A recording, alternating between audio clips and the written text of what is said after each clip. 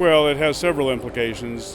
President Trump's irresponsible decision to withdraw the U.S. from Paris means that other countries need to step up to provide ambition, particularly the European Union needs to take leadership now and strengthen the ambition of its commitments under Paris and engage with some of the other big emitting countries such as China and India to create a higher ambition coalition. Obviously, if President Trump is defeated next November, there will be a new president in 2021. All of the candidates have indicated they would re-enter the Paris Agreement, but we won't know until next November whether this is a temporary aberration for the United States or whether it's a longer-term problem. The other implication is that the U.S. reneged on providing the final $2 billion of its $3 billion pledge to the Green Climate Fund. So on climate finance, countries from Europe to New Zealand to Japan and others have had to make up that gap by dramatically increasing and scaling up their commitments on climate finance.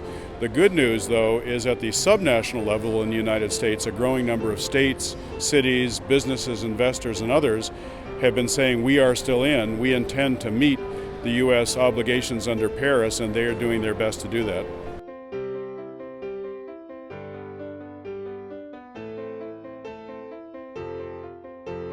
Well, there was a report released yesterday by America's Pledge which demonstrated that we could get most of the way to the 26 to 28% reduction target that President Obama set for 2025 in Paris, but probably not all the way. In other words, without the federal government fully engaged, we're going to fall somewhat short of the commitment that President Obama made.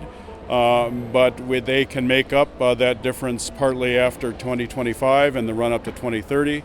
If you had a federal government actively engaged from 2021 onward, together with the states, the businesses, the cities, and others, they predict you could get almost a 50% reduction in U.S. emissions by 2030. So it has done some damage, definitely. We need the federal government back in this game. But the states, cities, and businesses are making up some of the gap.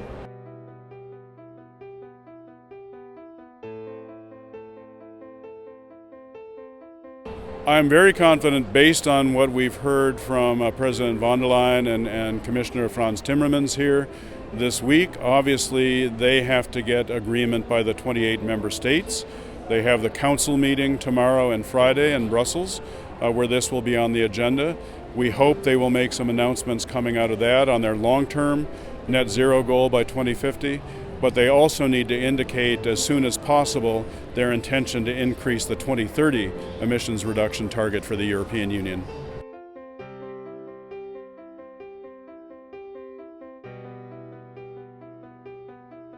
Well, I think what we need to have is more pressure on national leaders at the political level. This needs to become an issue in elections. We need to see the kind of energy that we've seen from the climate strikers spread to include labor, to include the faith community, the security community, other constituencies. So it's a very powerful coalition of citizens demanding action in countries around the world, because that's what politicians understand. When their voters demand change, they have no choice but to deliver it. So I think that's the most essential thing. The other thing is to get greater collaboration between the states and cities and businesses around the world that have really been leading the way in terms of transformational climate commitments. Net zero, 100% renewable energy targets, they're learning from each other. They can do an even better job of working together to transform the global economy.